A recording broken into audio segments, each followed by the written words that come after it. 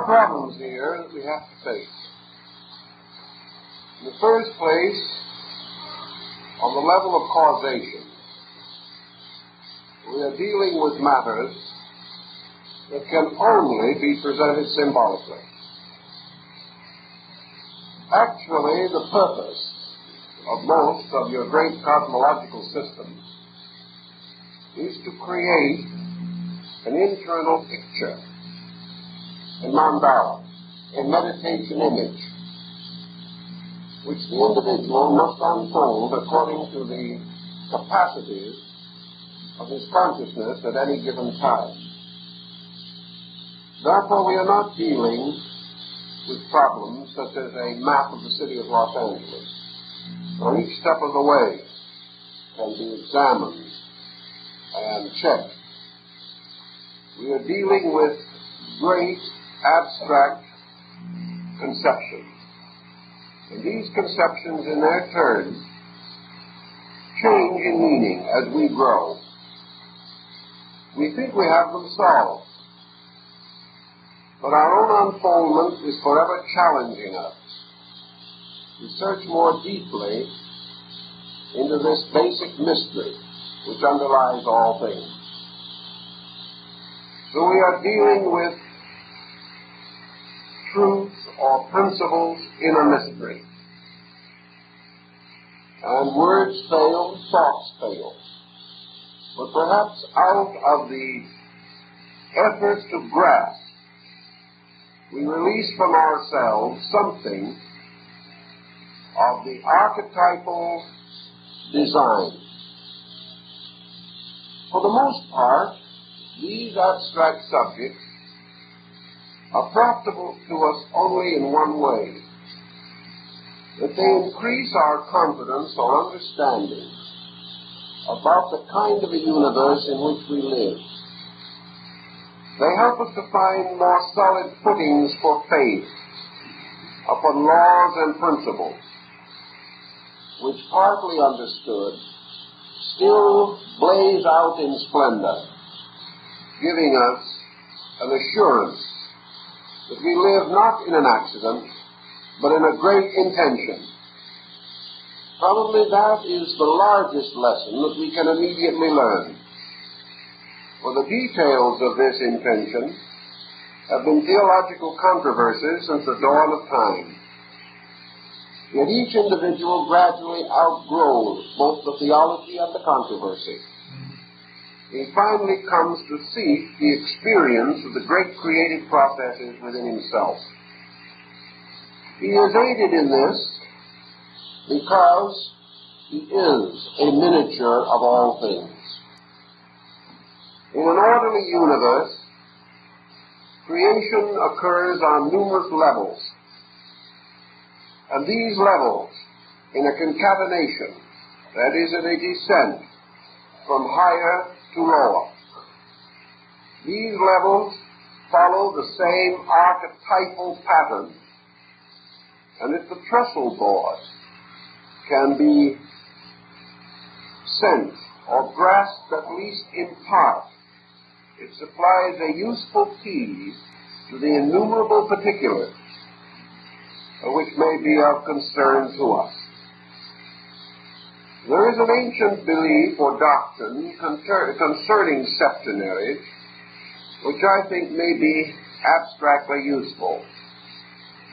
Some of our most remote ancestors in the great philosophical schools declared that the whole of cosmos, the entire vast universal system of universes in which we exist, is built upon a vast mathematical formula.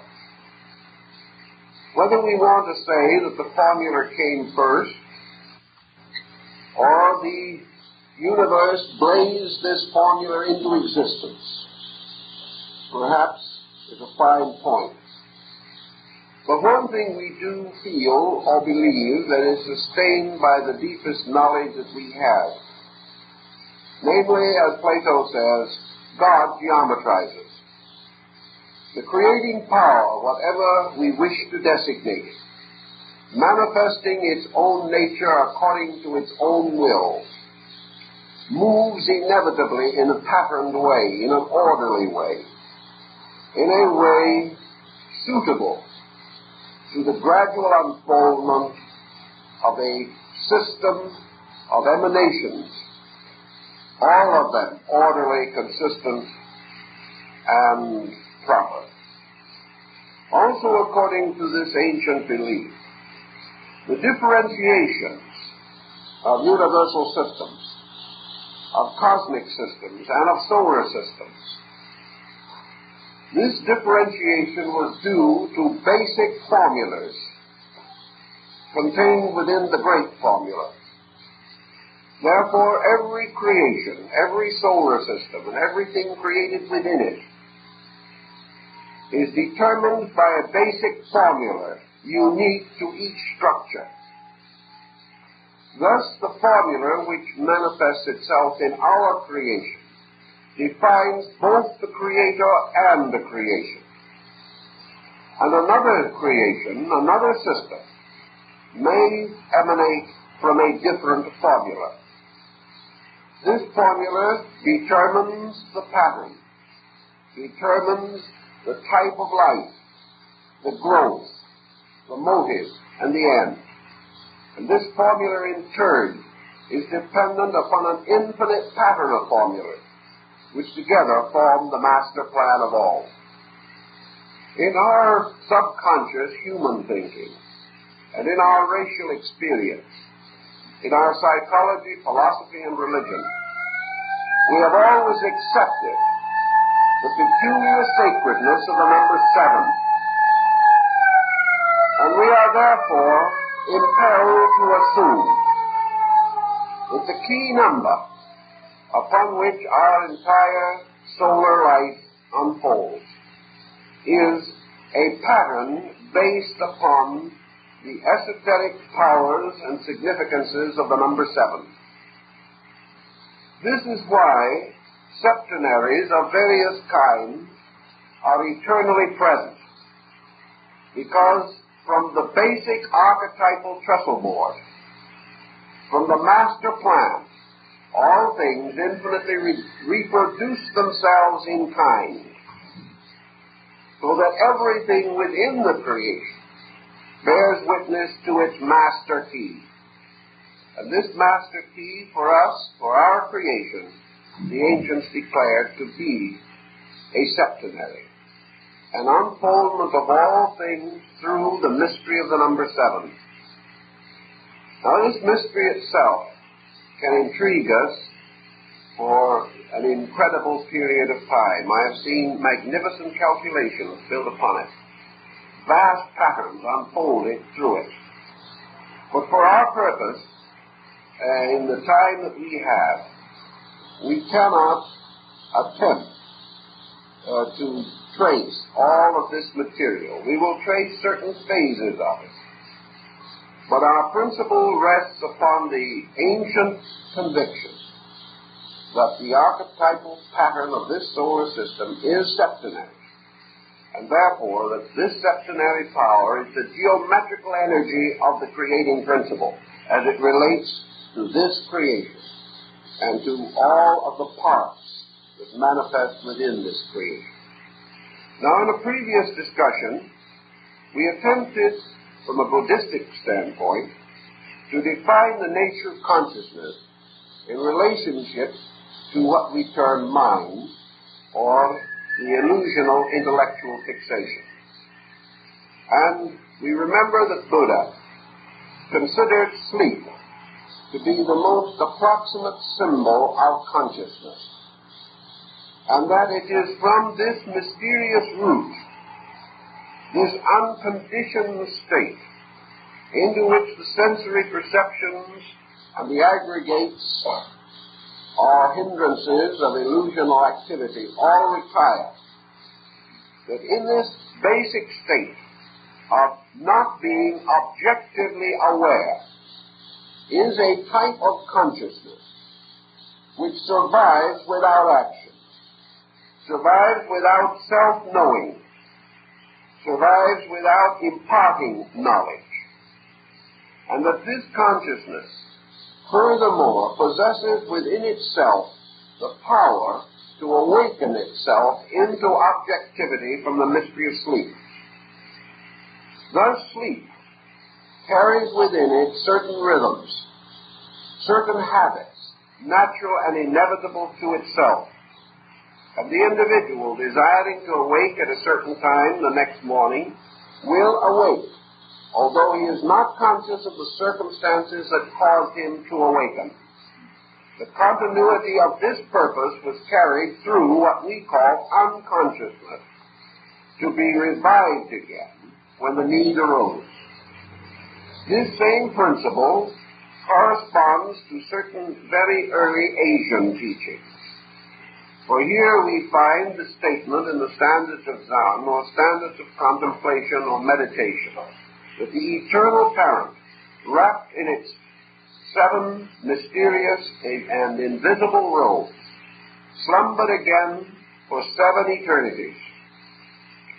And we also learn that time was not, for it lay asleep in the infinite bosom of duration. Universal mind was not, for there was no vehicle to contain it.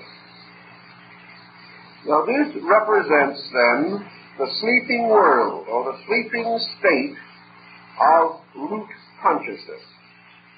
We have already pointed out that this problem, the innate nature of consciousness itself, we cannot fathom.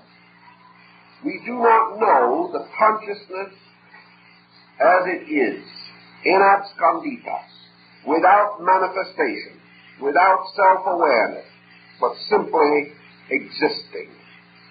Yet in the ancient systems, all things that were fashioned, all things that were emanated, all things that were created, emerged from the inscrutable mystery of the eternal state of consciousness, which we liken to sleep.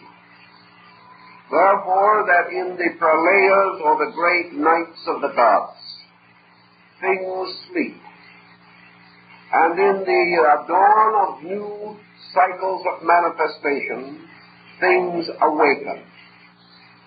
Waken as we do, out of the mystery of an eternal law which preceded sleep. For all creation as we know it is recreation. All manifestation as we know it is an emergence from non-manifestation, which in turn was preceded by manifestation. And as the universe is itself a vast unfolding thing, sweeping like a huge population through space, we are also confronted with the mystery of life around us as we see it. Living things are forever being born and forever dying, but life is forever going on. Humanity is composed of an infinite number of perishable beings, that is, as far as their external natures are concerned. Yet humanity has a strangely imperishable quality about it, for it goes on through a constant process of recreation. All human beings coming into birth in the daily existence we know are not born at the same time. Some are born while others are old. Some are born as others die. Some are born nearly at the same time. But there is forever a borning and forever a dying. And yet the vast body of life goes on. Such is the mystery as it emanates from space. There are worlds coming out of space. There are worlds existing in space. There are worlds disappearing in space. But space itself, an eternal principle, is never empty of creations, never without something emerging or something departing, something coming forth or something retiring. The suns and planets and great systems are forever being born, forever fulfilling their destinies, and forever returning again to the mystery of sleep, to the mystery of infinite, absolute causation. And this timeless, dimensionless, ageless thing which can never die because it knows neither birth nor death, but within which is an infinite capacity of borning and dying, of forever awaking, so that it appears as though every germ which floats in this mystery can be touched with the fire of creativity and burst into a world, and that having passed its proper span, it fades back into the mystery from which it came.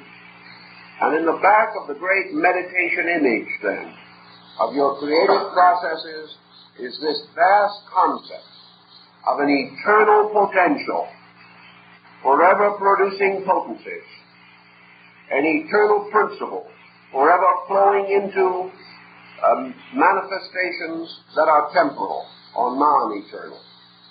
But the one foreverness in the whole pattern being this forever of livingness, which comes into manifestation forever. Now, some systems have assumed that at the very root and source of the totality is an infinite form of this vast, preconceivable thing, this thing that simply cannot be known, because totality cannot be grasped by parts. The totality knows its parts, but they do not know it. So the universe is infinite capacity, always being filled with infinite potential, and going on and on and on. So the first power of the ancient Godhead was this resident, simple fact of consciousness itself, which may have a pre-existence existence in its nature, a consciousness represented as consisting of two states, one a state of eternal sleep, and the other a state of non-eternal awaking, so that consciousness never fully awakes. Consciousness never fully sleeps, yet consciousness is forever both sleeping and waking. Consciousness as itself, per se, is the infinite root of life, and therefore it has been declared to possess within it the slumbering power of the first manifestation of its own nature, and that is infinite creativity. So at the root of every great system of theology is the Creator. And the Creator is the potential to make known, to make manifest, to make apparent, to bring forth out of sleep into waking.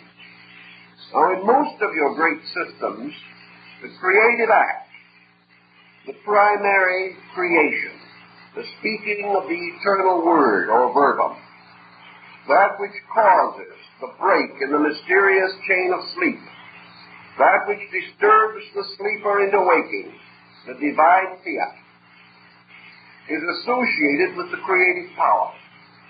And once this power has struck, the light has come, creation has been objectified, we find very, very little further reference to this power.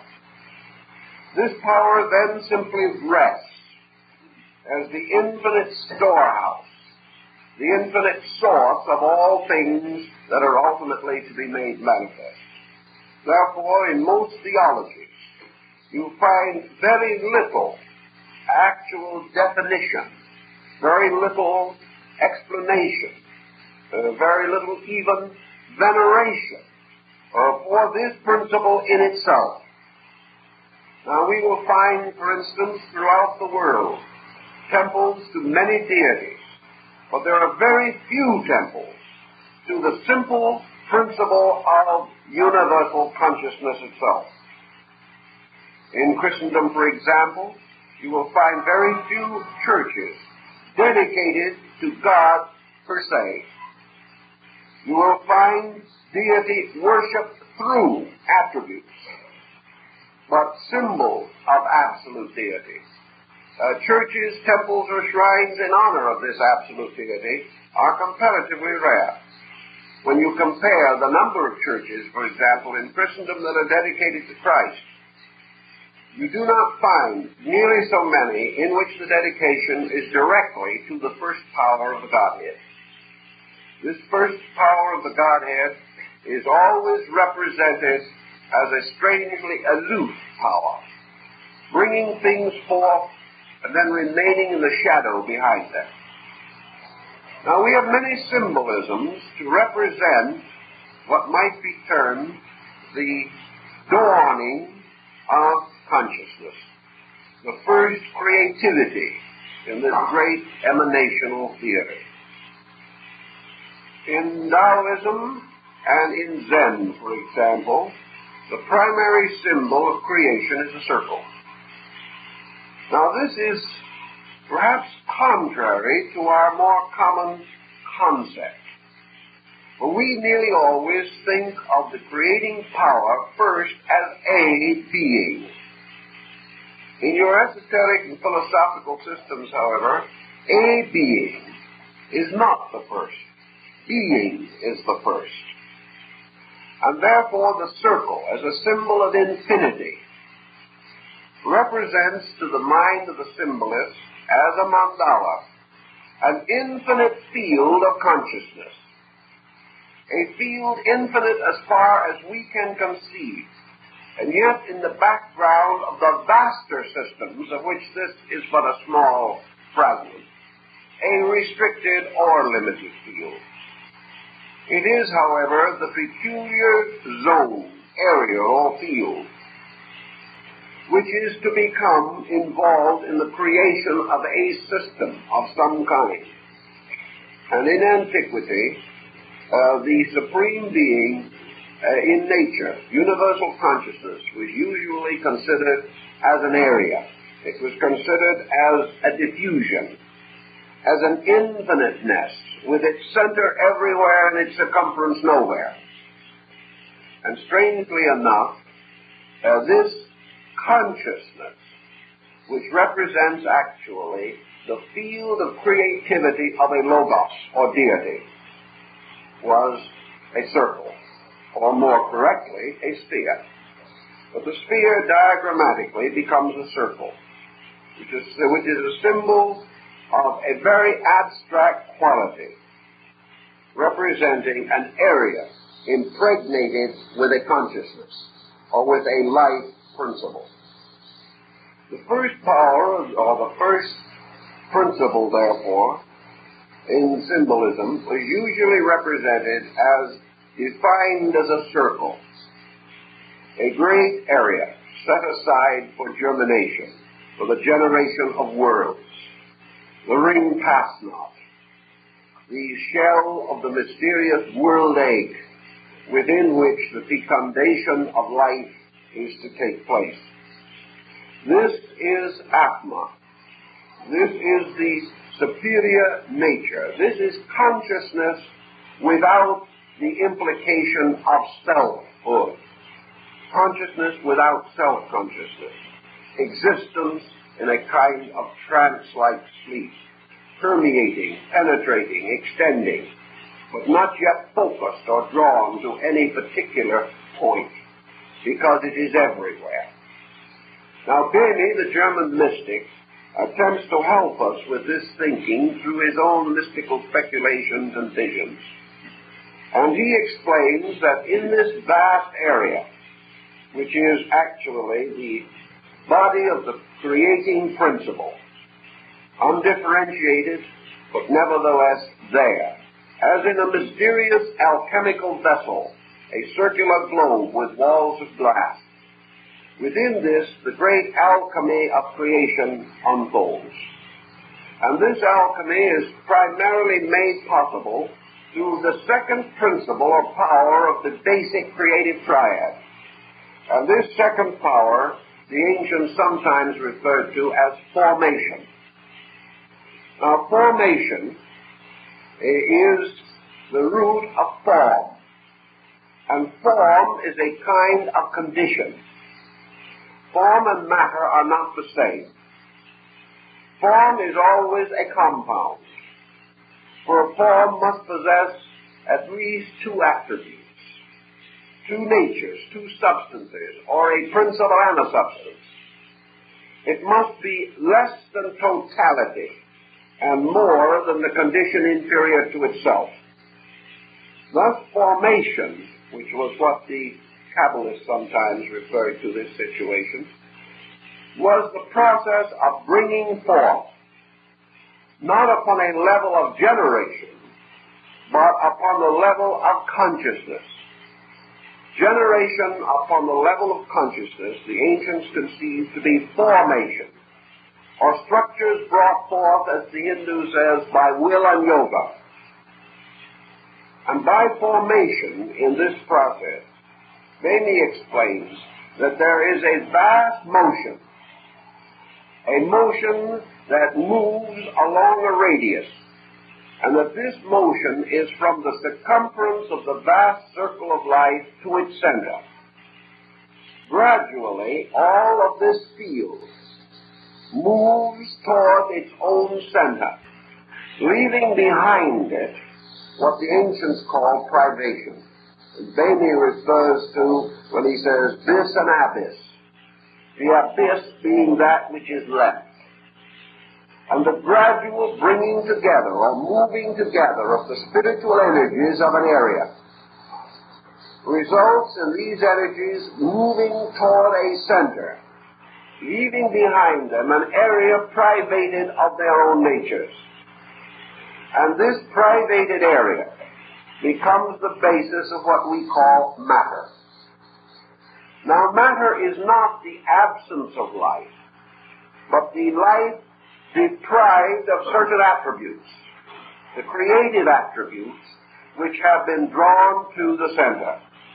Matter is just as much alive as anything else in space, but certain consciousness, intelligence factors have been drawn toward the center along these radial lines from the circumference.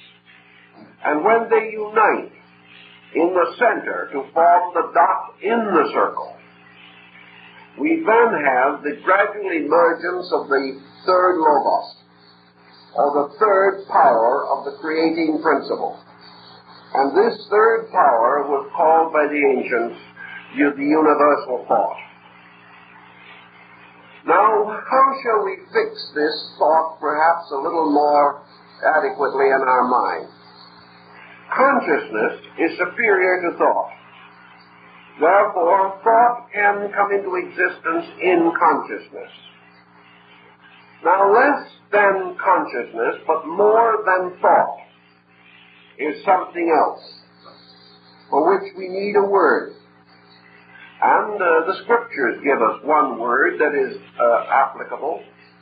It is something that is a little more and than thought, but less than consciousness.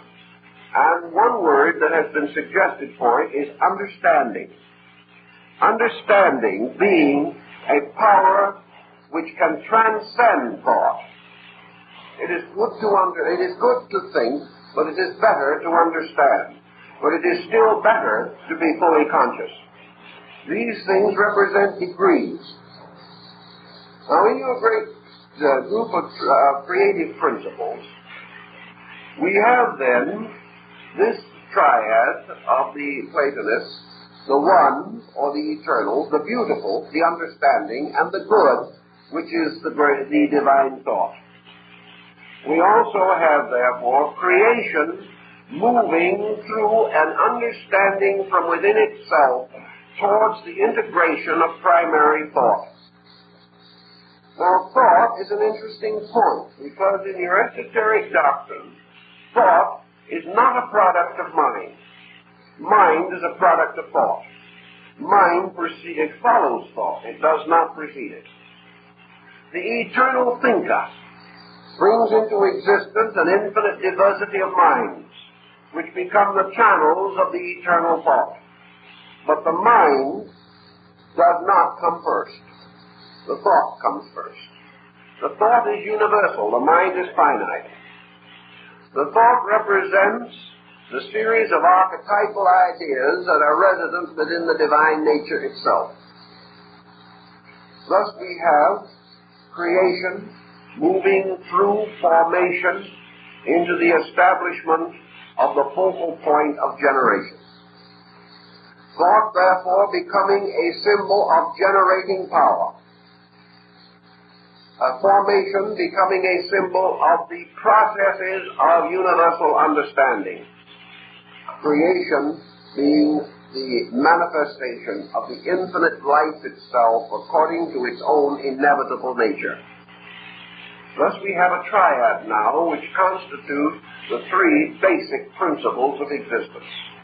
This triad returns to us in every line of thought, every religion, every philosophy. But it represents three essential natures, a symbol of the primary colors of life. And we find references to these in medieval philosophy, in the treatises and essays on the colors of good and evil, the colors of light and darkness. And, of course, the color symbolism, which was very important throughout religion and is still very important in the vesture of the clergy and things of that nature. The triad, then, consists of a gradual retiring of all things from their vast circumferential area towards the ultimate establishment of a point of unity. All moving toward the state of oneness. Oneness emerging from allness. Oneness becoming an imperishable island in the midst of allness. We find this in the Kojiki in Japan, where the gods caused the abyss to release this imperishable mudland by dipping their spears into the infinite and bringing them up with this ilas or slime on the point. And this formed an island on the surface of the sea of the infinite. So here was the sea of the infinite in the Japanese basic Shinto religion as creativity itself. The gods representing the formators, the great units of understanding, and the island brought up upon the point of their spears the universal thought upon which all things were to be erected. The universal thought is therefore, we will say, the least of the three great principles. Yet into it has been gradually drawn or focused these potentials. And we now have what the Kabbalists call Kethoff, the crown. First the closed eye of the infinite, and finally the eye that blazes open. And we have creation going to sleep when the great eye closes. And we have it awaking when the great eye opens. The eye, of course, the pupil of the eye, is very symbolically a dot in a circle, so that it represents the symbol. And for the creating power itself, the Kabbalah removes the eyelid, because it is stated in the Scripture, the God of Israel neither slumbers nor sleeps. So this great open eye is the symbol of the universe blazing forth. It is the all-seeing eye. But it exists as deity upon the level of universal thought. Behind universal thought, which is the Manasa principle, monastic field of Buddhism, lies the second or mysterious Buddhic level, which is that of understanding, or, in the term of man, illumination. Behind that is Atma, the eternal, that which can know only itself, and to which all things must return, either by the long road of evolution or by the shorter path of discipline. For discipline is nothing but evolution under the control of intelligence or enlightenment. So we have three powers now represented, and here we must pause for a moment in our study of this septenary. We have begun with Atma, Buddhi, and Manas. We have come to the monastic field, which is the field of the great thoughts. Now, how shall we understand this thought? How shall we understand the non-eternal thought of the eternal thinker? What is this thought, actually? How shall we attempt to define it, other than to say that it is a great center, a great radiating focal point for a creation that is to emerge from it, and therefore that the focal point between Creator and creation is this mysterious vortex of thought. This vortex of thought is the third Grand Master of the Lodge of Jerusalem. It is the third power. It is the master builder. It is the power upon which depends the entire emanation of a world or an existence or a creation. Now, this thought itself in Indian philosophy is usually represented by a mendicant, sometimes by the deity Shiva. Usually, however, it is represented by a being in manifestation, but also in meditation, performing either the Vedantic or yogic mystery.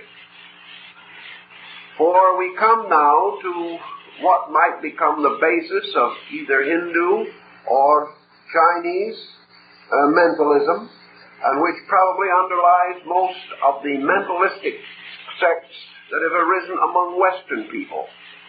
Namely, that creation in manifestation is entirely a mystery of the release of thought. That this world as we know it, a manifestation, is built upon the mysterious cross thunderbolt of thought. This is a mental creation. It is a creation lying in the divine mind. And therefore, the ancients conceived it as an internalization.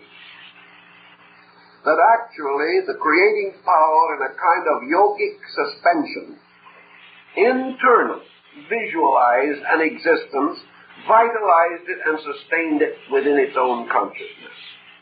And your universe is a thought in the divine mind.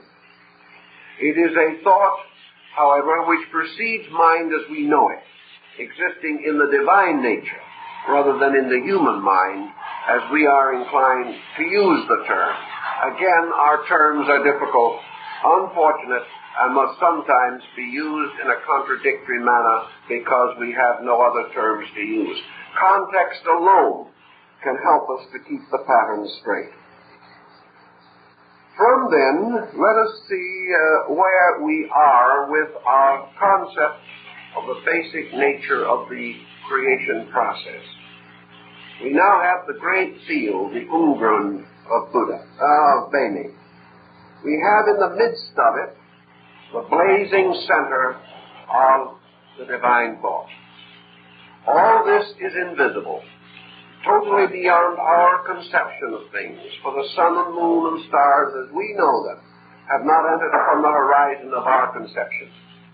These things rest not in matter alone, but in superior worlds. And the visible sun, as Paracelsus tells us, is actually the third sun, and there are two invisible ones behind it. This also would carry the concept of the Godhead. The great or first sun being the spiritual, the second the Christ or illuminate sun, and the third the universal thought. For we think very often of the thought as something shining, the light of thought, the luminosity of the intellectual enlightenment that comes from the dawn of wisdom or reason within living things. The ancients in their astronomy also gave us an interesting point to remember, that the true sun is not in the center of the solar system, but the solar system is within the body of the true sun, which extends beyond the orbits of all its planets, forming a vast field of conscious life energy. And that is truly that this great sun is the one in which we live and move and have our being, and in the magnetic field of the human being, this corresponds to the auric egg, or the circumference of the electromagnetic field of the body. For in man, the consciousness is not in the body, but the body is in the consciousness. And the consciousness itself recapitulates this process, focalizing to produce thought, but actually extending throughout the entire field. And therefore, perhaps paralleling the idea of Plato, namely that souls, lives, beings falling into generations come from the circumference of this great system and not from the center, and that suns and planets falling into generation fall from the Milky Way, or the great embryonic field of stars, which the ancients regarded as a vast organism in space. But our purpose is merely to summarize this situation and to say that finally the great triad of invisibles, of causes, of principles, of divine attributes, this triad finally becomes manifested, not visible, but manifested, through the first tangible thing with which we are capable of struggling in an effort to understand, and that is universal thought. Universal thought is also something not imprisoned. The ancients said that the universal thought was azonic, as its name implied that it was universal. Therefore, that all thought is a diminishing from this universal polarization. Thought is a unit. Thought is a oneness, extending again throughout the entire nature of existence. There is only one thought, although there may be an infinite diversity of thinkers. One thought sustains all mentality, all mental processes, and this thought itself is the luminous mind capacity of deity. It is the archetypal thinking, the thought, or the Hermes of the Hermetic axioms. For it is said that Thoth wrote all books, one thought, producing all thinkers who in turn attempt to solve the mystery of ignorance and establish wisdom. So in the midst of a great field deprived by the energies which have been drawn to form this great focal point, blazes the invisible intellectual sun, the sun of thought. And now what happens? We have come into a situation that somewhat resembles an hourglass. We have brought the great creativity downward to a focal point in universal thought. From this focal point, it expands downwardly in quality, not in direction, but in quality, qualitative descent. And what it does then is to begin to flow into the field that was left privated by the reduction of energies, as these were drawn to the center to form this great focal central luminosity. Therefore, thought begins to move inevitably into the privated area, moving inevitably over the area that was previously occupied by consciousness. But it moves upon a lower level than consciousness. It moves downward into objectivity as we know it. Now, there are many degrees of this and many processes of it, but for our simple purpose, let us assume, for example, that creation or creative power was moved downward as through a funnel until it reached the bottom of the funnel, which was the focal point of thought. And then passing out of the funnel begins to diverge again to form the lower half of the hourglass, in which it begins to flow into the field left deprived. But this field is now receiving an influx on a lower level than that from which it was originally deprived. So gradually the thought begins to fashion matter. it permeates matter and becomes the basis of something that is to follow. And thought, permeating matter, sets up a twofold motion. This twofold motion consists of the descent of the thought principle itself, and as a result of the impregnation of matter by the universal thought energy, a gradual evolutionary process in matter. Matter begins to grow upward by the Gnostic doctrine of emanation. Matter begins to ascend to meet the descent of the light principles. And gradually out of this ascent of matter and the descent of energy, we find the rise of creatures. We find the growth and manifestation of all things. Now thought, having passed downward now into the state of generation from which it is to operate, we have an important consideration held by our ancient brethren. First of all, that the mundane creation, or the objective generation, whatever it may be, has its root in the universal thought. That it is an inverted tree growing downward, to be met by another tree growing upward out of the abyss, and that these two trees ultimately mingle their branches to form one tremendous structure, a structure of internal descending power and external ascending power. These two meet on various levels, and according to their degrees of meeting, on the levels on which they meet, species, types, kinds, worlds, planets, everything relating to the inner structure of a creation begins to come into manifestation. Actually, in the descent of this principle also, thought becomes the apex, or the top point of the pyramid of generations. All things have their generating origin from thought. And man, as a generating being, ultimately becomes a mental or thought creator, but not as yet in his present evolution. Thought out of itself, then, also begins to develop objectively a new center of manifestation.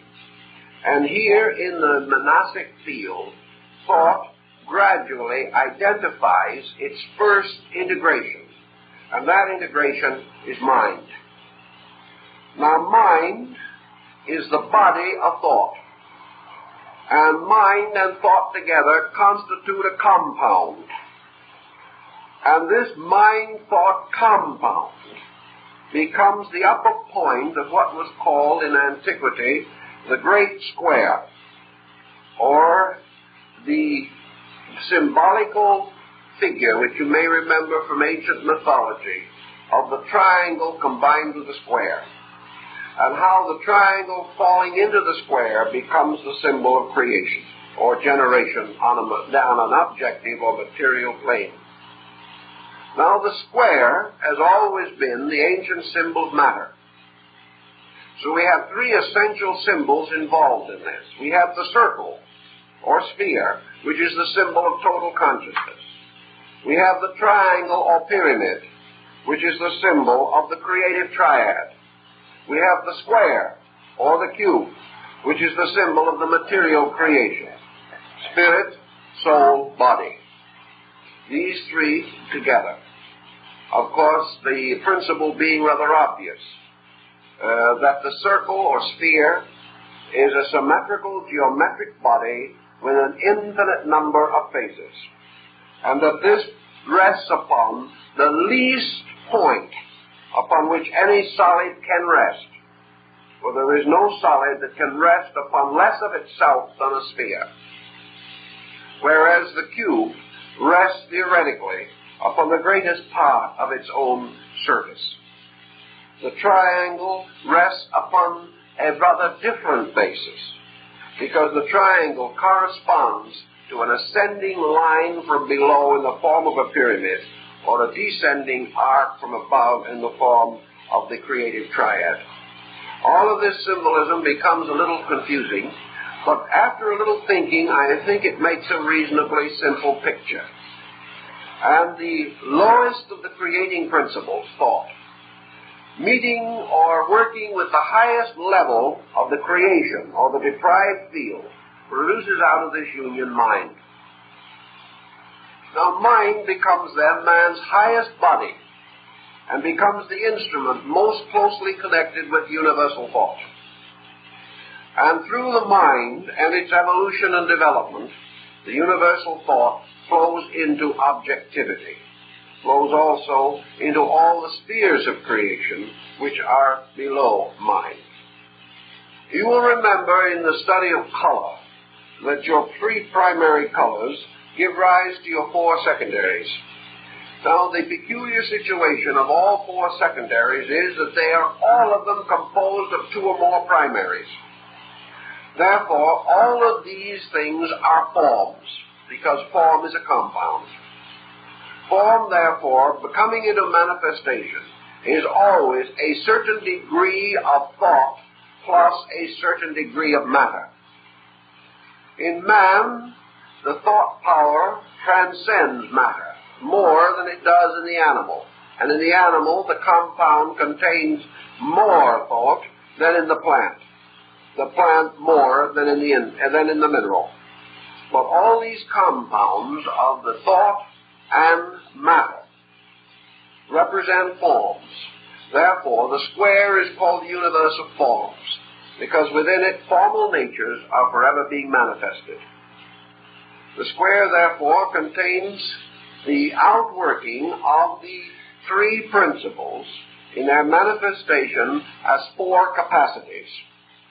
For the principles of the triad are forever flowing into the capacity of the cube, square, or the lower formal structure. Now, in the case of man, these four represent the body principles. In the case of the universe, they represent the magnetic fields, which become the foundation of the differentiation of energies. Thought, therefore, actually becomes the basis of the four bodies. And each one of these bodies is some kind of a condition of thought. Therefore, we may say that thought, or the thinking power, can understand them all, but they in turn cannot understand the thinking power. Thought can perhaps conceive mind.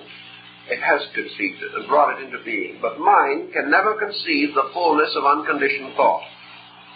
Thus, your meditational processes are attempts of mind to grasp the larger dimension of thought. A very complicated but interesting procedure.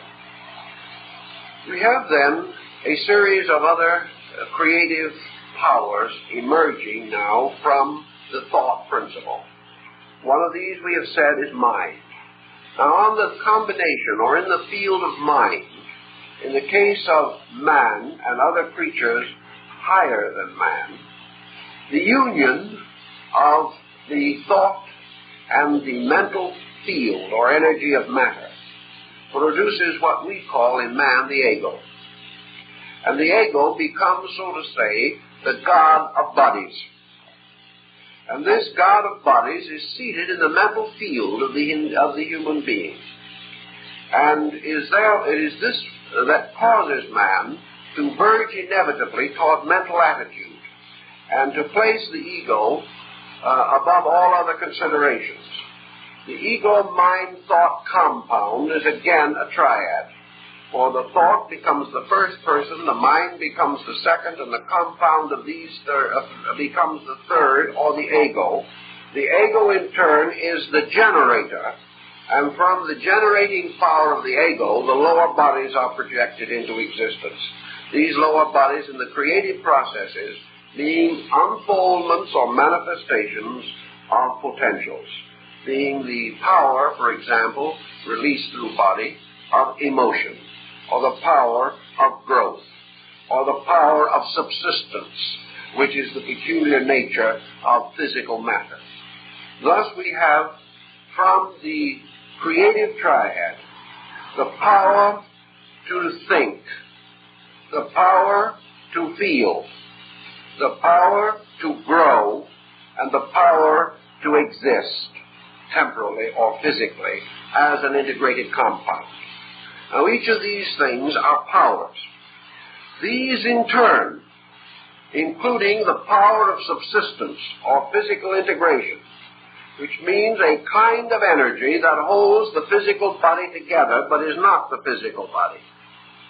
The power of sustaining a body, of substantiating it, depends upon a kind of energy which is called a binder. It holds. At death, this binder is removed. Therefore, the body disintegrates. The power to integrate, disintegrate, is a kind of energy also. So we have the power of thought, emotion, growth, and subsistence, or continuance in form.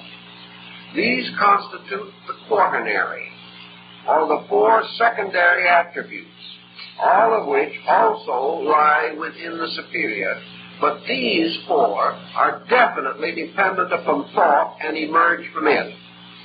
Therefore, to feel, to think, to grow, to subsist are actually under the power of the thought principle.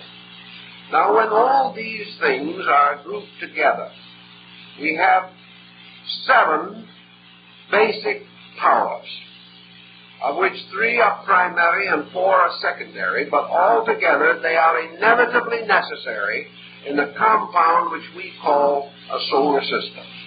And they are also necessary in the highest visible being that we know in that solar system, namely man himself.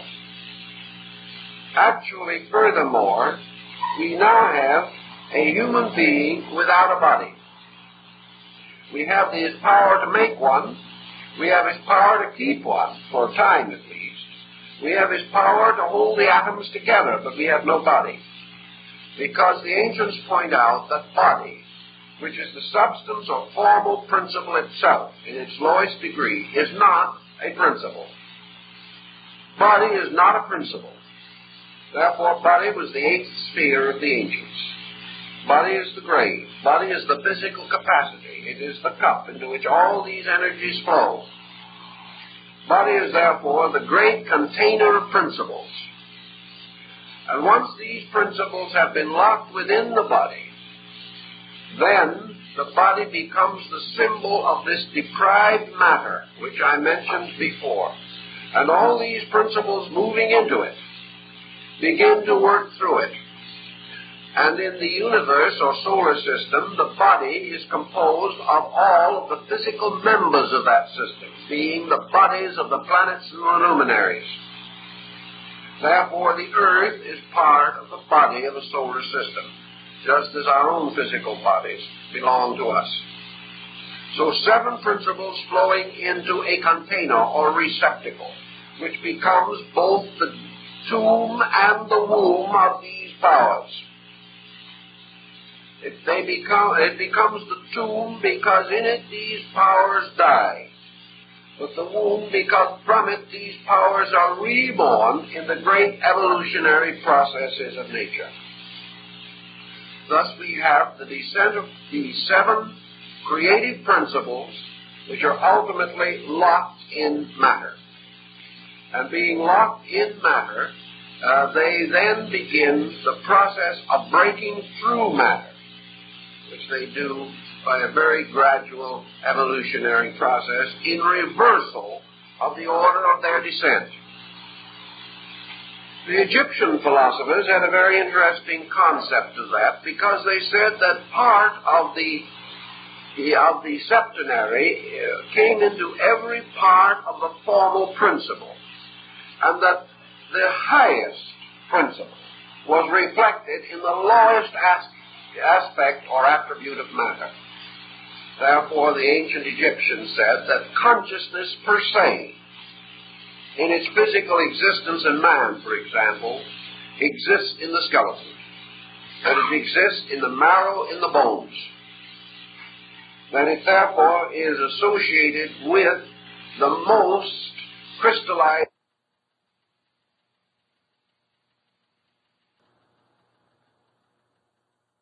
matter forms itself into organization. Subsistence is beginning. And wherever we find this, we also find the presence of geometrical law at work. Primary rudimentary forms from the radiolaria to the snowflake are all immediate geometric symbols. And this principle of subsistence, therefore, strangely reflects the great principle of universal consciousness, which is archetypal. Subsistence is continuance. And that which is eternity in spirit is continuance in matter, subsistence. Matter is, and matter in some condition always is. Forms break up to return to matter, but matter absorbing all forms remains itself. Consciousness eternally is. All emanations of consciousness have a conditioned existence and finally return to it again. Consciousness, therefore, not only gives birth to the great invisible energies of life, but also must contain within itself the principle of form. All bodies return ultimately to consciousness. On the mystery of causation. On the material, physical level, all bodies coming from matter return to matter again. So, daemon est deus inversus. The superior and the inferior are reflections of each other. Matter claims all forms to itself. Consciousness claims all life to itself. Therefore, matter and consciousness have this peculiar inverted ratio to each other. Both are the polarizations of the same symbolism. Matter then becomes negative consciousness, and consciousness becomes a kind of positive matter. And these two symbolisms become the extremes of this great process. All compounds must be dissolved. Material compounds dissolve to matter. Sidereal or universal compounds dissolve into space or into consciousness. But the earth eats up everything that is of itself, but the spirit returns to God who gave it. And the positive pole eats up all of creation, ultimately including matter. So you have a symbolism that is very useful if you want to use it to try to understand the difference between matter and space, for example, which has become very significant in the Einsteinian concepts. Space absorbs all things in a strange way and is a universal graveyard. Just as surely as a forest lawn absorbs certain of our gentry and is a very fashionable resting place for that which is no longer held by substantial existence and is disappearing back into the strange abstraction of matter. So we have the mineral kingdom representing subsistence. The mineral continues. Nearly all minerals can be broken into crystalline structures. They are all peculiar, simple manifestations of primordial energy. They, however, have an incredible subsistence and go on and on and on. They can be reduced by breakage. They can be fractured by cleavage, yet the parts remain, the parts remain, the parts remain. And when you come down to the least conceivable part, you still have the root of matter. It remains. These things may pass from visibility by fragmentation, but that which is material retires into a matter state, which, however, has a metaphysical aspect, because behind matter is another kind of energy. There's no end to these ramifications, but for our purpose, that's as far as we can go. Now, the next point is that the power of growth, or vitality, which contains within it also the power of color,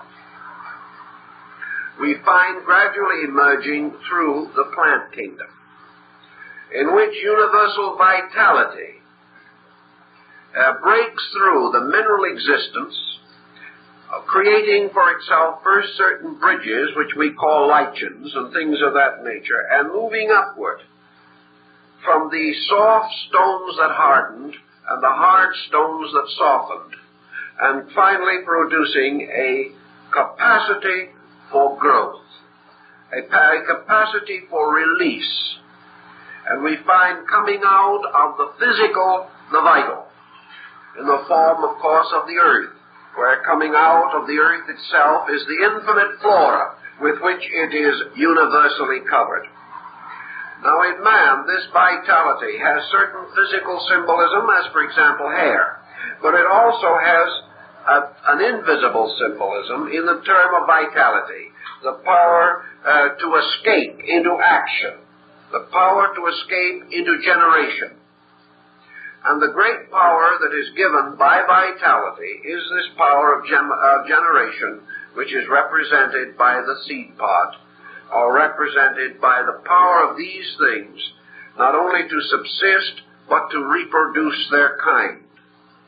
This is done on the level of vital energy. Some of these vital forms have great endurance, as are Sequoia gigantea, that may live for 6,000 to 7,000 years.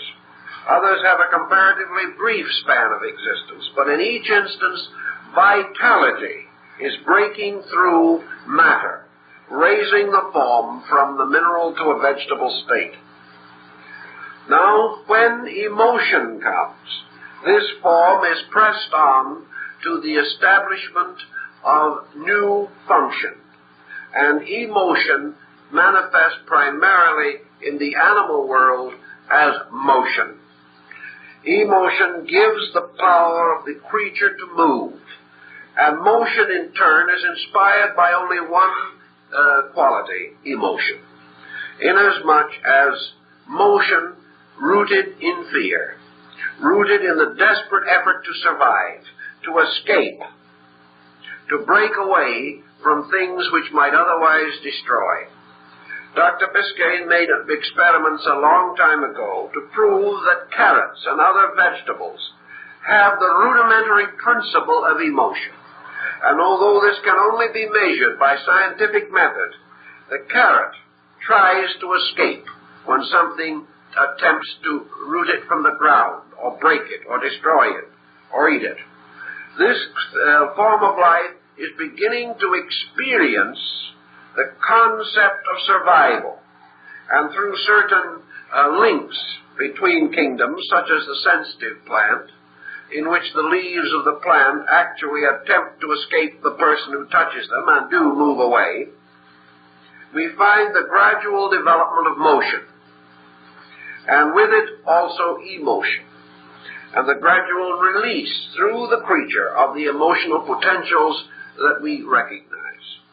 Now we also then find the motion from the emotional level to the next release of one of the creative principles, and this is the power of mind. We find the establishment of Manas, or man, the thinker. We find him ascending through certain linked kingdoms, perhaps the anthropoidal group. We find him moving gradually toward the individual control of his own destiny by the power of mind. And when man completes his mental evolution, the quadrature, or the great hollow square, which was formed in the creating process, will be complete as far as he is concerned. The four secondary powers of the Godhead will then be incarnate. And what have they produced? They have gradually built a vehicle in which all of the lower vehicles still exist. Man, as a living creature, is not a mind that has discarded a body, but a mind which has gradually come to control the mineral, plant, animal, and lower human attributes of itself.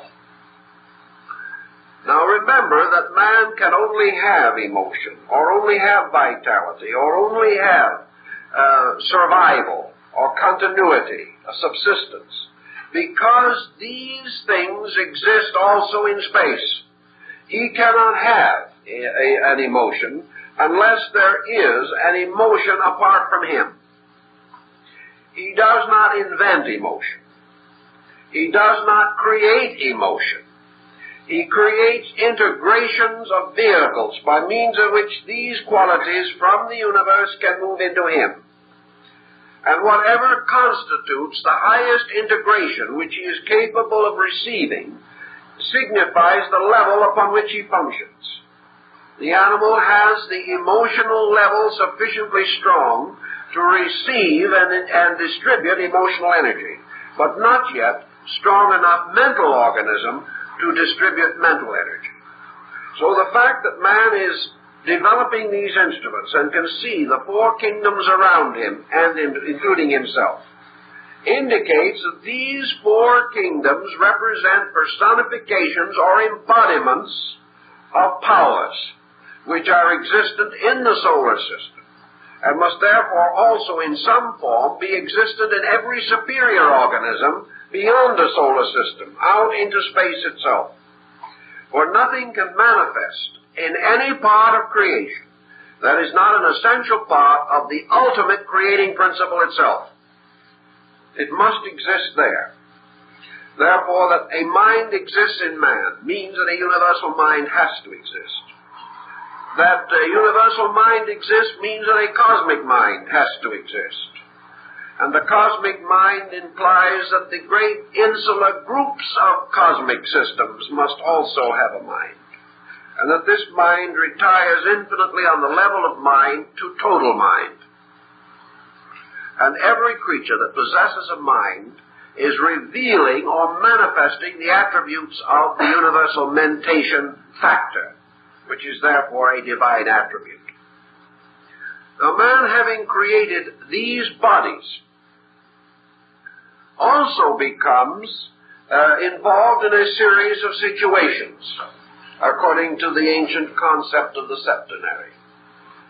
For man ascends like an ascending pyramid to an apex, and this apex becomes his mental nature. And at the point of mind, we have the bridge or the link between the universe of effects or of manifestations and the universe of causes. So man can ascend, according to the ancient concept, until he attains the state of mental existence.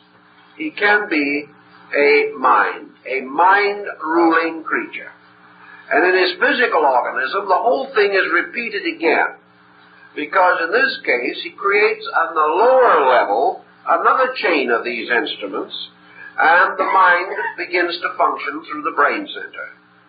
For man has not only participation in the thought of the universe, he has participation in the divine mind, and he functions as a mental being through a brain. This complete stream of vehicles moves unbroken from its root to its ultimate manifestation. In the same way as the brain becomes the instrument of mind, so we know that the liver becomes the instrument of emotion. The spleen becomes the instrument of vitality, and actually the heart becomes the instrument of the physical body, therefore peculiarly linked with consciousness, which again is its opposite in the higher polarity. So that as a man thinketh in his heart, so is he.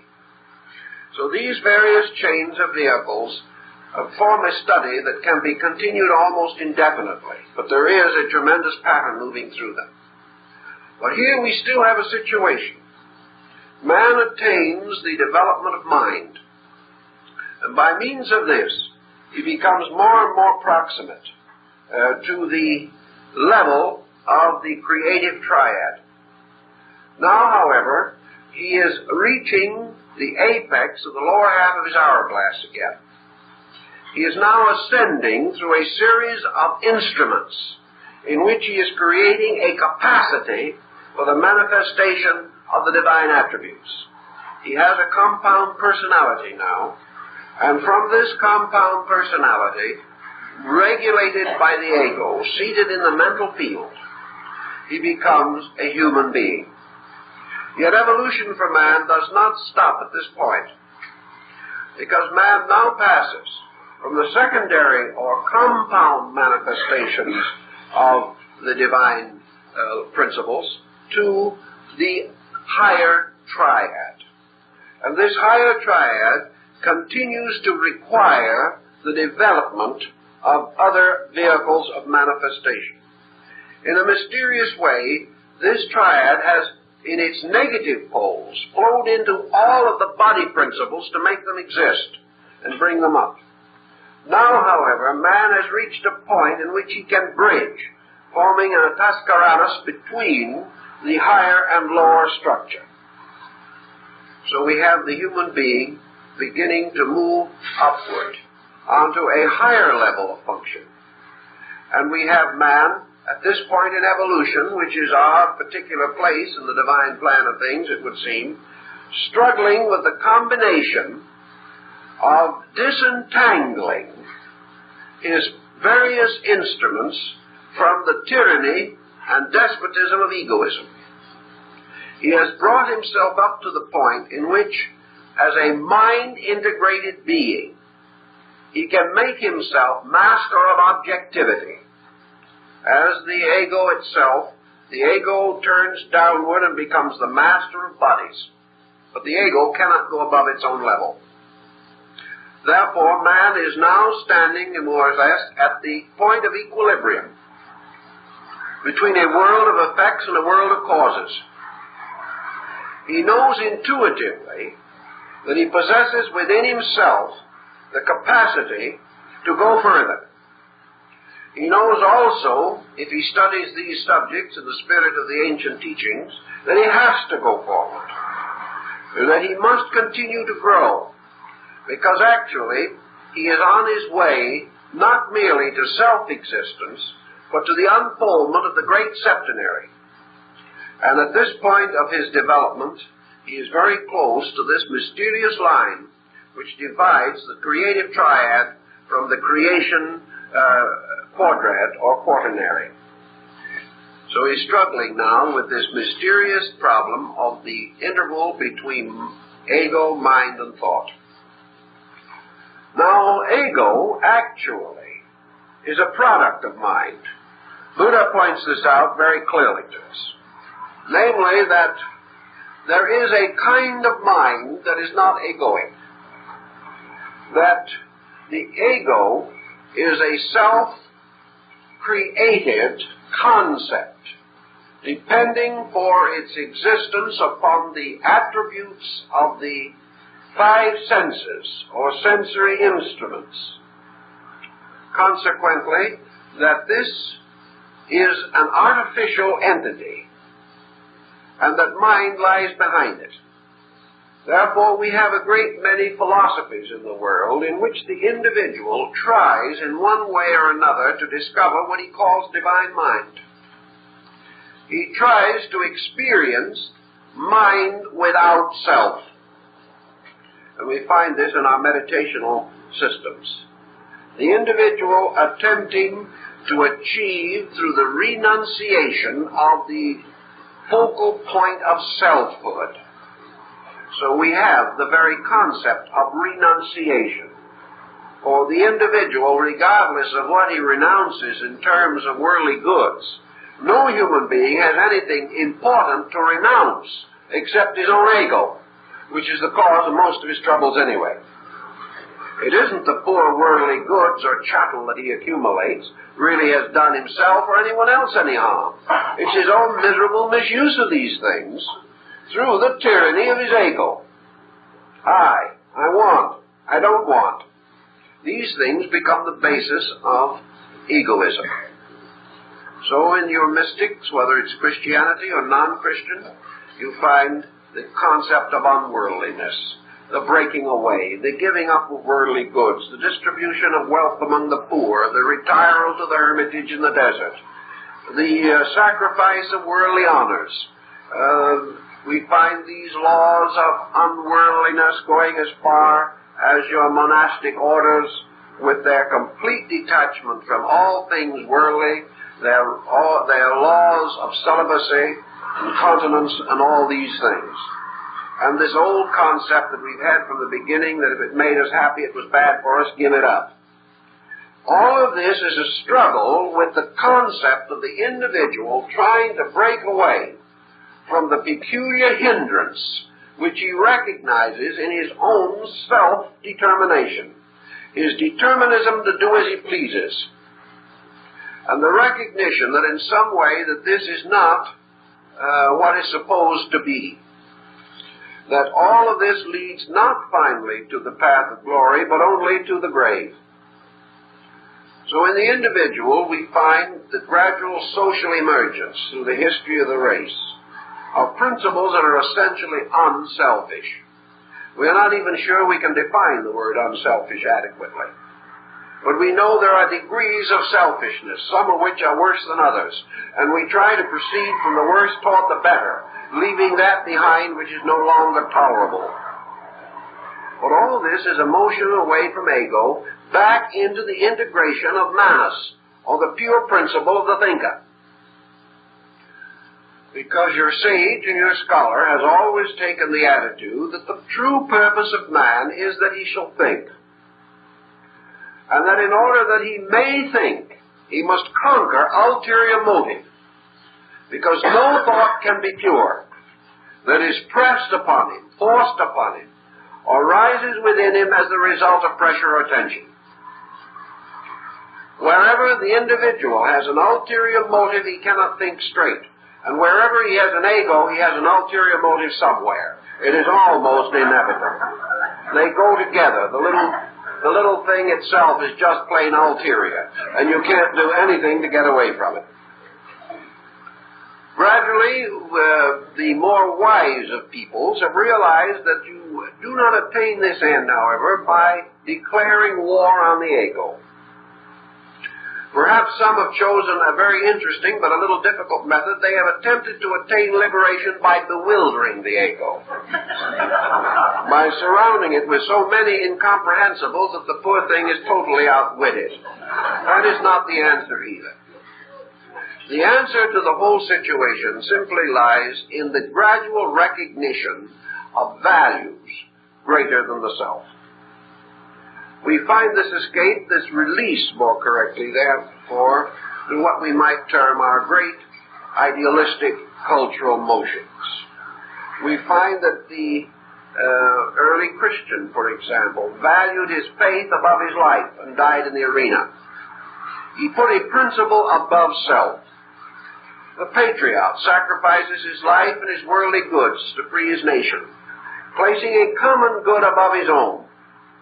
The artist will go in poverty all his life, or the musician, perhaps like Mozart or Schubert, will come to an end through practical starvation or malnutrition in order to keep faith with great art, with great music, with great creativity. We find individuals who find creativity more rewarding than worldly acclaim and choose obscure and difficult fields or go out into some barren region to make it flower, simply because some spirit within them is stronger than the immediate satisfaction of their material natures. Thus mind gradually overcomes ego. And perhaps at the end of this overcoming of ego by mind, we have reason. Now, reason is a peculiar word, because to most people, reason sounds like a rather cold, calculating solution to the problem. But now let's go back to our formula for a moment, and here's one simple little example of how you use it, because actually many misunderstandings arise because we do not recognize compounds. The reason of man, which is suspended above ego, verging toward the true nature of mind, must, by virtue of its creativity, partake of the divine consciousness, and it must also include within it the ascent of the emotional content of the personality. So that when we find what we call cold reason, we merely find reason in which warmth has not been permitted to develop. Reason is not cold. Reason has no deficiency in the elements of divinity, the developments of understanding, the developments of emotion or feeling. Reason must generate just as much as animals do, Reason must grow just as plants do. Reason must have a subsistence just as minerals have a subsistence. And reason must be thoughtful just as man is thoughtful. But it must be also creative, formative, and generative, just as the creative triad is. Because all of these are locked within all of the others.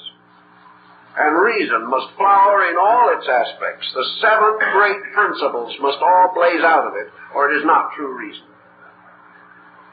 But true reason, now representing to us a condition superior to egoism, brings us closer and closer to the mind nature, where the pure reason of the mind is just, is in all things reasonable and orderly, and is an unfoldment of an absolute geometrical formula. Therefore it must be beautiful, because all symmetrical geometric forms are beautiful, and all beauty as we know it lies in the reasonableness of things.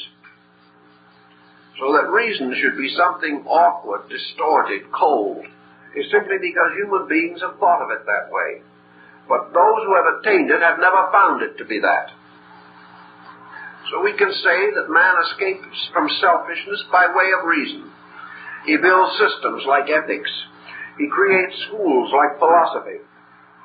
He goes further into the speculation of things in the effort to find liberation from ego. And he discovers it in finding larger worlds in which to work. Worlds in which ego is not a medium of exchange. Worlds in which the products of ego are not the currency, but in which there are other treasures, where thieves will not break in, nor rust destroy. But having achieved even to the state of reason, man finds that he is still bound. So he goes further to explore the mystery of pure thought. Now those who have explored this mystery have actually reached the unity with the third power of the creative triad. They have moved from the quaternary into the triad. But what is pure thought? Pure thought is the generating power of consciousness. Pure thought is forever creating. It is creative thought. It is the type of thought which rises not in reason, but in something greater than reason. It is that thing which we call perhaps inspiration. It rises into the higher brackets in which thought in man, becoming tuned with universal thought, causes man to think with God and not about God. Think with his brother man and not about his brother man. Think with the universe and not merely think about the universe. So as the Eastern philosophers tell us, this at-one-ment of pure thought corresponds to attunement with the third person of the great triad of creative energies. And those who have solved this mystery of universal integration or attunement or at-one-ment have found the mystery of the Pentecost. They have found the mystery of the Holy Ghost, or to what in Christendom is the third power of the triad.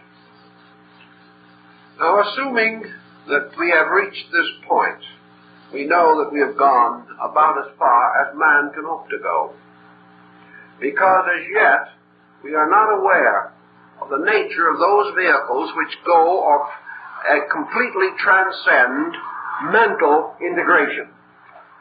Yet we know, however, that the next vehicle which lies behind that is what the Buddhist calls the Buddhic sheath. Now, the Buddhic sheath represents the second power of the Godhead, coming into the concept, therefore, we call formation, or the motion of consciousness towards center. But now we are radiating outward instead of going inward. Involution was the gathering of these things. Evolution has brought us finally to the dot in the center of the circle, and we must now move out into the radius. This means universalization. This means the individual moving irresistibly from a state of objective oneness to a state of subjective allness. He is therefore forced to move away from himself as a person and towards himself as a cosmic principle in space. Selfness in the sense of gradual identification with total being. Now, in the Buddhistic philosophy, which perhaps is a simpler presentation of it as we can find anywhere, because at least of its familiarity to us more so than some of the less known schools of Eastern philosophy, we have this idea, therefore, of the attainment of Buddhahood. We have this process of man gradually passing out of the cycle of rebirth, because egoism or mental individualism is at the root of rebirth.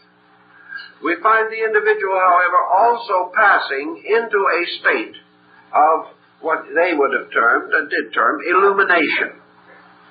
Now, this illumination is the person moving into a state of internal awareness, which becomes more and more surviving and consistent, and brings greater and greater sense of internal power. The consciousness of a universal life power beyond thought. This would be equivalent, of course, to Buddhahood, and the field of this, the great energy space field, covered by the second power of the Logos, or the second Logos, is, of course, the Messianic field. It is the field of the principle of beauty. It is the field of the sphere of divine love. It is the positive pole of desire in desirelessness or compassion. And in the second power of the creating principle, we have the ultimate and final sublimation of man's concept of emotion and its restoration to its divine unity. Thus we have the idea of this returning home across the bridge, and Christ as the embodiment of this principle, saying that none come unto the Father save through the Son, or through this medium distance of the universal acceptance of the infinite love of God. So the end of wisdom, or the mental focus, is to discover deity as absolute reality, absolute law, absolute good, for that matter, or intellectually as absolute truth.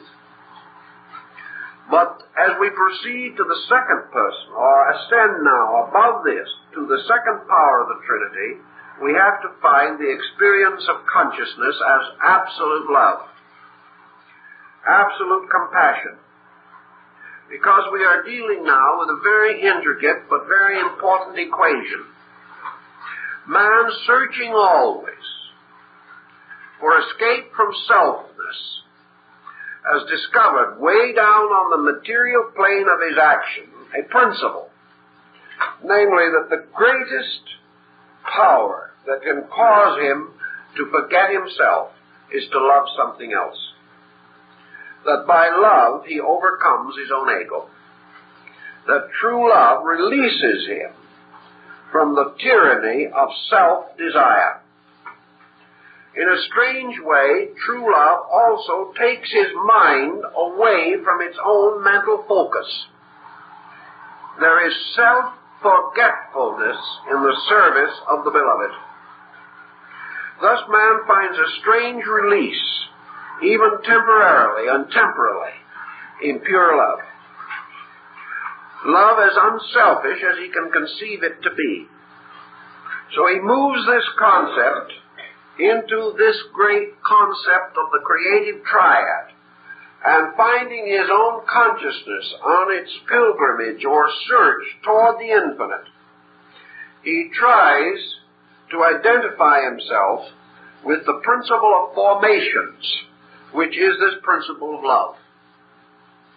He also recognizes that in some mysterious way that this love is a bridge between existence as he knows it and the total absence of that existence. He suddenly discovers that absolute unification with consciousness can only result from total self-forgetfulness, that he can never discover the nature of ultimate being while he can remember himself. This is a peculiar point, but as he proceeds in his investigation, he discovers it to be true. He must therefore experience something that causes himself to become totally unimportant. And the only experience that he has found is some kind of a high emotional experience. And that this emotional experience, in the term of sublimity, causes him to have an absolute desire to participate in the nature of this sublimity. Therefore, through the ultimate and utter love of God, the individual achieves the means of final attainment of universality. He does it not by his wisdom, but by as St. Francis of Assisi expressed it, through this absolute passion for God. Now, in a strange way, the terms probably are not so good. I don't think St. Francis actually meant passion as we know it. I think it was this infinite longing, this infinite desiring that transcends any loneliness of earth. Man finally lonely only for God, and therefore completely ready to obey, completely selfless, completely dedicated to the final attainment of the absolute state, in which all condition has died out. And it is only through this absolute, unconditioned dying out of condition that the individual finally comes back to the first power of the Godhead, which is this strange, eternal creativity. He experiences also that this eternal creativity, this thing which he recognizes as the paternity of God, God the infinite Father, Mother of all that lives, God the infinite Parent, infinitely loving its creation throughout infinity. Man, to reach God, must some way reach this, and must even perhaps pass through it into the great silence from which it comes. But he cannot attain this deity consciousness without passing through this infinite love of deity for creation, and the discovery that law, truth, wisdom, and love are all one thing. That they are degrees of the maturing of this infinite capacity for reunion with the infinite. So in the second polarization, we have the bridge of the Christs, or the bridge of the Messiahs. Those who so greatly loved their world that they labored and died for it, and have become the symbols of the great renunciation of all worldly things in the service of their fellow men. This is also an essential part of your symbolism, for the love of creation, for creation, the love of the great creating power for everything that it has fashioned, is absorbed into this creation to become the love of things for each other, and finally the love of all things for the Creator. So this tremendous power, this great potential, this great creative attribute is also locked within creation. And the release of this attribute to its highest degree is the release of the second power of the triad.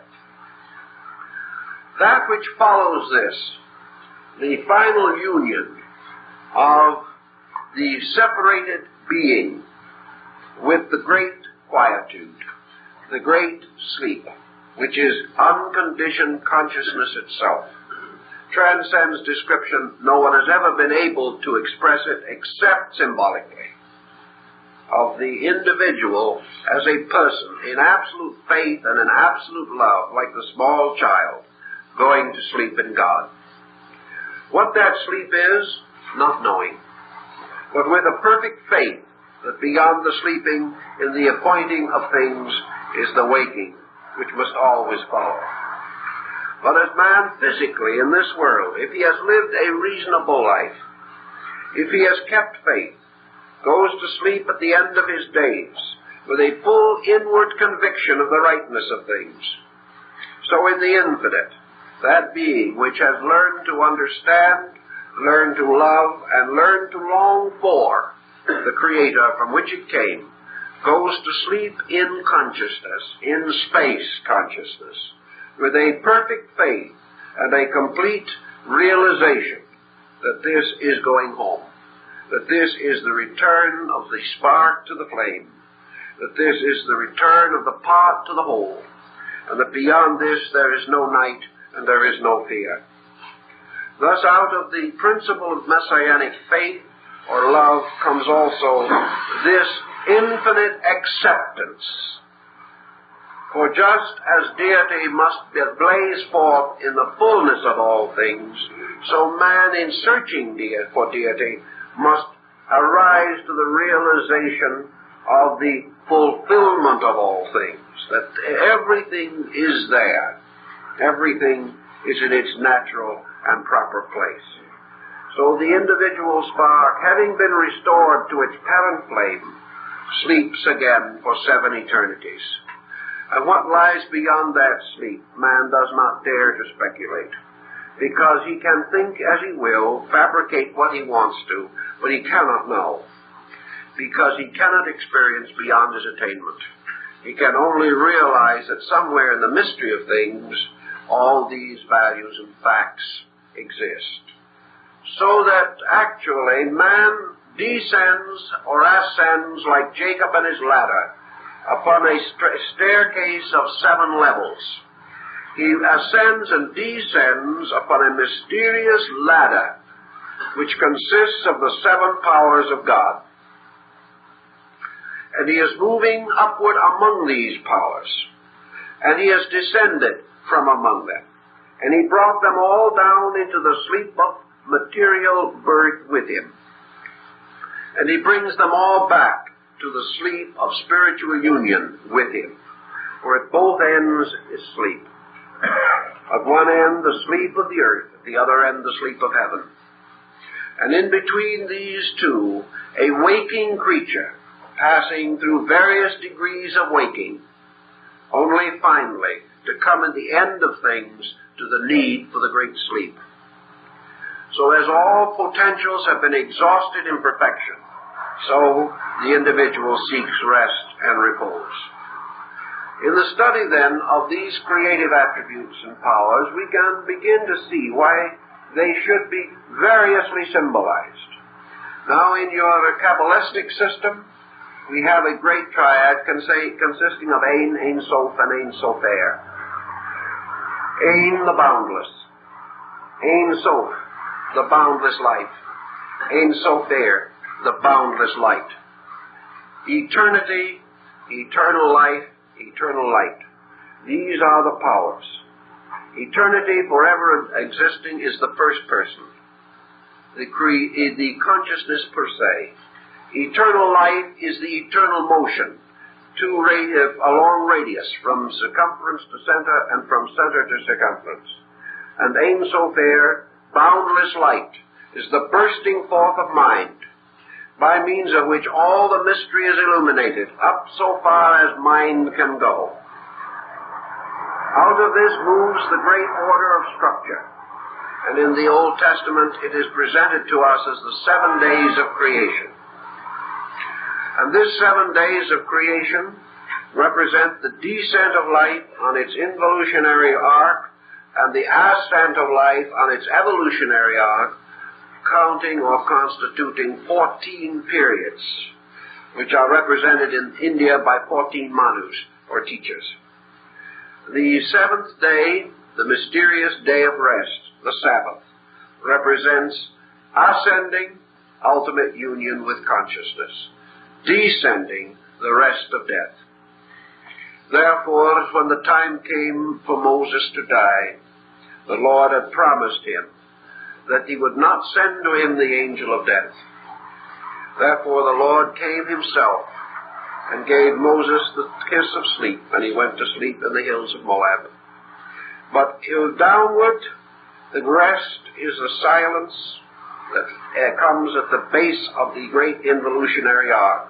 For in this silence sleeps the mineral, with its consciousness locked in darkness. At the top, eternal consciousness, its own nature, dark to us because we cannot understand it, and immovable, unchangeable.